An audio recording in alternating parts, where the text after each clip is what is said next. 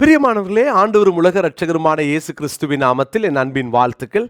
இன்றைய முத்தின் மூலமாக மறுபடியும் இன்றைக்கும் உங்களை சந்திப்பதில் நான் மகிழ்ச்சி அடைகிறேன். மாம்சம் இந்த உலகத்துக்குரியது, மாம்ச இச்சை இந்த உலகத்தினால் உண்டானது. இதை நம்ம நேற்று தினத்தில் தியானித்தோம். நாம் உலகத்துக்கு உரியவர்கள் அல்ல என்பதை ஒவ்வொரு நாளும் தியானித்து கொண்டே இருக்கிறோம். யோவான் 17:16, நான் உலகத்தான் அல்லாதது போல அவர்களும் உலகத்தார் அல்ல. நாம் இந்த உலகத்துக்கு உரியவர்கள் அல்ல. உலகம் தன்னுடைய சவால்களை நமக்கு காண்பித்து நம்ம இழுக்கும். ஆனால் நாம் இந்த உலகத்தை ஜெயிப்போம்.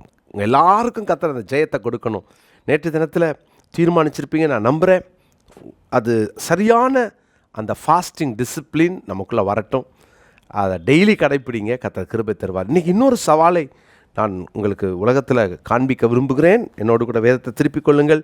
லூக்கா சுவிசேஷம் 21ஆம் அதிகாரத்தின் 34வது வசனம். லூக்கா 21:34. உங்கள் இருதயங்கள் பெருந்திண்டியினாலும் வெறியினாலும் லௌகிக கவலையினாலும் பாரமடையாதபடிக்கு நீங்கள் நினையாத நேரத்தில் அந்த நாள் உங்கள் மேல் வராதபடிக்கும் எச்சரிக்கையாய் இருங்கள். வானமும் பூமி ஒளிந்து போய் என் வார்த்தை ஒளிந்து போவதில்லை அப்படின்னு வாசிக்கிறோம் முந்தின வசனத்தில். ஸோ இந்த 34வது வசனத்தில் உங்கள் இருதயங்கள் பெருந்திண்டியினாலும், இங்கே நான் நேற்று சொன்னேன், நம்ம மாம்சத்தை எவ்வளவு போஷிக்கிறோமோ நிறையா அதுக்கு உணவு கொடுத்து அதை போஷிக்க இந்த ஆவிக்குரிய மனுஷனை அது மேற்கொண்டுக்கிட்டே இருக்கும். அப்போ நமக்குள்ளே எப்போதுமே நம்முடைய மாம்சத்தை ஒடுக்க கற்றுக்கொள்ளணும். நான் அடிக்கடி சொல்வேன், நம்ம வேதத்தில் வாசிக்கிறோம், நீ போஜன பிரியனாக இருந்தால் உன் தொண்டையிலே கத்திய வைன்னு. ஆனால் நிறைய பேர் நம்ம தொண்டையில் கத்தி வைக்கிறதுக்கு பதில் ஆடு தொண்டையிலையும் கோழி தொண்டையிலையும் கத்திய வச்சிடுறாங்க. தப்பாக புரிஞ்சுக்கிட்டாங்க. போஜன பிரியர்கள் ஆடு தொண்டையில் கத்தி வச்சிடுறாங்க. நான் இன்னைக்கு மிக முக்கியமான காரியத்தை சொல்கிறேன். இந்த உலகத்தில் இன்றைக்கி இருக்கிற சூழ்நிலையில் உலகம் முழுசு இருக்கிற பிரச்சனை என்னென்னா, எங்கு பார்த்தாலும் சாப்பாட்டுக்கு கொடுக்குற முக்கியத்துவம். உணவு பெருந்திண்டி. இந்த பெருந்திண்டின்ற அந்த வார்த்தையினுடைய அர்த்தத்தை நீங்கள் பார்த்தீங்கன்னா, அளவுக்கு மிஞ்சி சாப்பிடுகிற காரியம், சாப்பாட்டுக்கு முன்னுரிமை கொடுக்குற காரியம். இந்த சாப்பாடு வேணும்னா அது வேணும். சிலருக்கு அந்த சாப்பாட்டு மேலே இருக்கிற கவனங்கள், நிறைய நேரம் சாப்பாட்டை பார்த்திங்கன்னா அளவுக்கு மிஞ்சி வாங்கி சாப்பிட்டுட்டு அதை மிச்சத்தை கொட்டுவாங்க, அதை சீரழிப்பாங்க. நல்லா கவனிங்க. நான் அடிக்கடி சொல்லுவேன், நம்ம வீட்டில் ஒரு பொருளை வாங்கினா சாப்பிட முடிஞ்சா அதை வாங்கணும், இல்லையா அதை யாருக்காவது கொடுத்துடணும், இல்லையா வாங்கக்கூடாது. ஒரு நாள் நம்ம வீட்டில் உணவு குப்பையில் போகக்கூடாது. சில நேரம் நம்ம சாப்பாட்டுக்காக பயங்கரமாக அது மேலே இருக்கிற பிரியம், வகை வகையாக சாப்பிட்டு வாழ்க்கையில் அந்த மாம்சத்தை கொழுக்க வைக்கிற காரியம், இந்த பெருந்திண்டி இந்த உலகத்துக்குரிய காரியம். பெருந்திண்டியினாலே தங்களை நிரப்பிக்கொள்ளுகிறவர்கள் இருக்காங்க. கவனம். தேவனுடைய பிள்ளைகளே, நான் பார்த்துருக்கிறேன். ஒரு நாள் கூட்டம் முடிஞ்சு நான் வர்றேன், அதுவும் ஞாயிற்றுக்கிழமை மதியம். எங்கள் வீட்டுக்கு அருகில் ஒரு சின்ன ஹோட்டல், அது ஒரு ரெஸ்டாரண்ட்டுன்னு சொல்லலாம். அதில் பார்த்திங்கன்னா கிட்டத்தட்ட 100 பைக் நிற்குது, உள்ளே ஒரு 200 பேர் நிற்பாங்க. என்னடா இங்கே இவ்வளோ கூட்டம், இது பிரச்சனையான்னு பார்த்தா எல்லாம் இந்த ஸ்விக்கி இதை மாதிரி சொமேட்டோ இதிலெல்லாம் ஆர்டர் பண்ணி போகுது. ஞாயிற்றுக்கிழமை மதியம் ஒருவேளை கூட வீட்டில் சாப்பாடை அவங்களால செய்ய முடியலையா? இவ்வளோ பேர் ஆர்டர் பண்ணி வாங்குறாங்களே. அப்போ தான் நான் இந்த வசனம் ஞாபகம் வந்துச்சு. ஜனங்களுக்குள்ள இந்த பெருந்திண்டி, நான் நினைக்கிறத நான் வாங்கி சாப்பிடுவேன். கர்த்தருடைய பிள்ளைகளே, நீங்கள் ஹோட்டல் போகலாம், தப்பில்லை, சாப்பிடுங்க, தப்பில்லை. ஆனால் அதை வழக்கமாகவும் பழக்கமாகவும் மாற்றாதீங்க. ஏன் தெரியுமா? நம்ம கையில் தேவன் கொடுத்த காசுக்கு நம்ம எப்போதும் நன்றி உள்ளவங்களாக இருக்கணும், கணக்கு ஒப்புவிக்கணும்.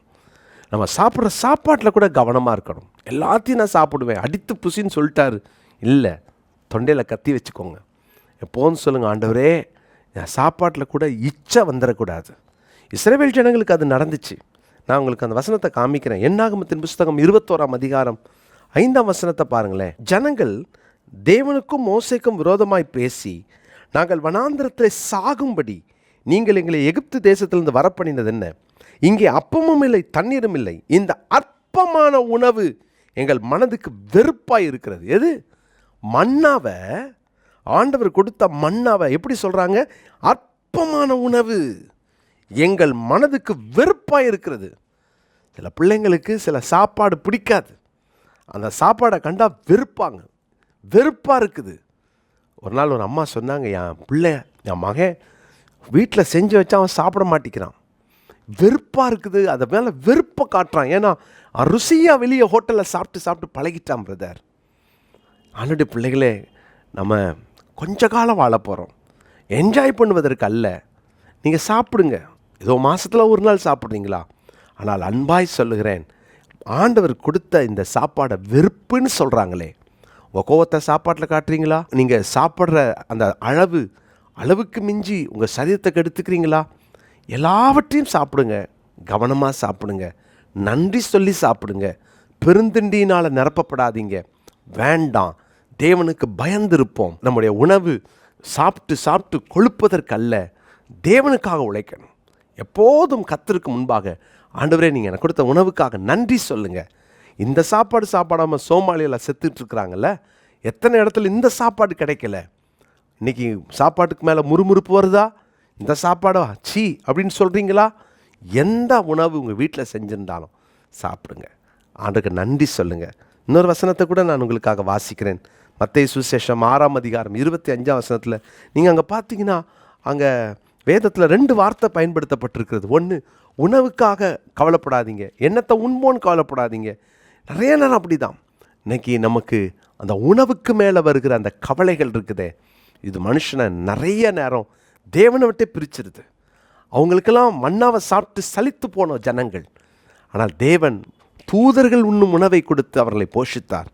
எவ்வளோ நல்ல ஆண்டவரில். இன்றைக்கி நம்ம ஆண்டருக்கு உண்மையாக இருப்போமா? யோவான் சுவிசேஷம் 6ஆம் அதிகாரம் 27ஆவது வசனத்தையும் நான் வாசிக்கிறேன். யோவான் 6ஆம் அதிகாரம் 27ஆம் வசனம். அழிந்து போகிற போஜனத்திற்காக அல்ல, நித்திய ஜீவன் வரைக்கும் நிலைநிற்கிற போஜனத்திற்காகவே கிரியை நடப்பியுங்கள். அதை மனுஷகுமாரன் உங்களுக்கு கொடுப்பார், அவரை பிதாவாகிய தேவன் முத்திரித்திருக்கிறார். இந்த வசனத்தை நீங்கள் மனப்பாடம் பண்ணிக்கொள்வோம். அழிந்து போகிற போஜனத்திற்காக அல்ல, நித்திய ஜீவன் வரைக்கும் நிலைத்திருக்கிற போஜனத்துக்காகவே கிரியை நடப்பியுங்கள். அழிந்து போகிற போஜனத்துக்காக அல்ல, நம்ம கிரியைகள் எல்லாம் நித்திய ஜீவன் வரைக்கும் நிலைத்திருக்கிற அந்த வாழ்க்கைக்காக நாம் கிரியை நடப்பிப்போம். கர்த்தர் ஆசீர்வதிப்பார். போஜன பிரியராக இருந்தால் தொண்டையில் கத்தி வச்சுக்குவோம், ஜெபம் பண்ணலாமா? நல்ல தாப்பனே, நாங்கள் சாப்பிட்ற சாப்பாட்டில் கூட உங்கள் நாமம் மகிமைப்படணும். நாங்கள் ஆண்டவரை எந்த போஜனத்தையும் வீணாக்கக்கூடாது. ஆண்டவரை எந்த போஜனத்தையும் நாங்கள் சலித்து போனது என்று சொல்லக்கூடாது. ஆண்டவரே, நீர் கொடுத்தது என்பதை சந்தோஷமாய் ஸ்தோத்திரத்தோடு நாங்கள் சாப்பிட எங்களுக்கு கிருபைத்தாங்க. உணவை நாங்கள் அளவுக்கு மிஞ்சி எடுத்து உங்களை துக்கப்படுத்திடக்கூடாது, உங்களை வேதனைப்படுத்திடக்கூடாது. கவனமாக இருக்க எங்களுக்கு கிருபைத்தாங்க.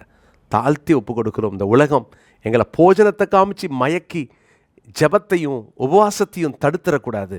நாங்கள் அதில் அதிக கவனம் செலுத்த, உணவுக்கு எங்களுடைய 2வது 3வது இடத்தை நாங்கள் கொடுத்து முதலிடம் உங்களுக்கு கொடுக்க எங்களை அர்ப்பணிக்கிறோம். இயேசுவின் நாமத்தில் ஜெபிக்கிறோம் பிதாவே, ஆமென். அன்பு சகோதர சகோதரிகளே, இயேசு கிறிஸ்துவின் நாமத்தில் அன்பின் வாழ்த்துக்கள்.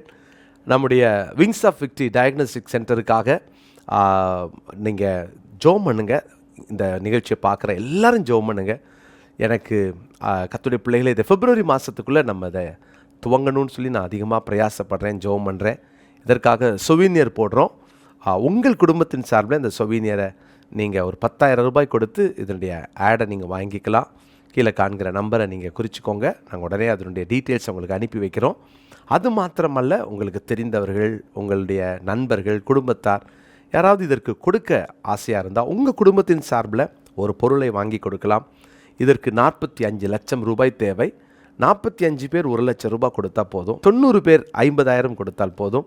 இதற்காக அதிகமாக ஜெபம் பண்ணுறோம், பிரயாசப்படுறோம். நீங்களும் ஜெபம் பண்ணிக்கோங்க. டயாலிசிஸ் சென்டருக்காக தொடர்ந்து ஜெபம் பண்ணிக்கோங்க. இன்னும் டயாலிசிஸ் சென்டருக்காக ஜெபிக்கவும், மாதம் 1000 ரூபாய் அந்த டயாலிசிஸ் பண்ணுற பேஷண்ட்டை கொடுத்து தாங்கவும் நீங்கள் இதுவரைக்கும் முன் வரலைன்னா கீழே இருக்கிற நம்பருக்கு உடனே தொடர்பு கொள்ளுங்கள். ஏன்னா டயாலிசிஸ் சென்டருக்கு மாத்திரம் கிட்டத்தட்ட மாதம் 3 லட்சம் ரூபாய் எங்களுக்கு செலவாகிறது. சேல்ரி, ரெண்ட்டு, டயாலிசிஸ் எக்யூப்மெண்ட்ஸ் வாங்கணும், நிறைய செலவு இருக்குது. அவங்களுக்கு லேப் டெஸ்ட் எடுக்கணும். எனவே ஒவ்வொரு மாதமும் 300 பேர் 1000 ரூபாய் கொடுக்குறவங்கள நாங்கள் எதிர்பார்த்துட்ருக்குறோம். இதுக்காக ரொம்ப ஜெபம் பண்ணுங்கள். நாம் இந்த நாட்களில் இதை செய்யாவிட்டால் கர்த்தருடைய பிள்ளைகளே, பின்னால் சரித்திரத்திலே நாம் ஒரு பெரிய பிழை விட்டவர்களாக இருப்போம். எனவே இணைந்து தேவனுக்காய் செயல்படுவோம். ஒரு வாழ்க்கை கர்த்தருக்காக வாழ்வோம். அன்போடு உங்களை அழைக்கிறேன். மறுபடியும் ஞாபகப்படுத்துகிறேன், உங்களுடைய ஜெபம் எங்களுக்கு மிக அவசியம். God bless you.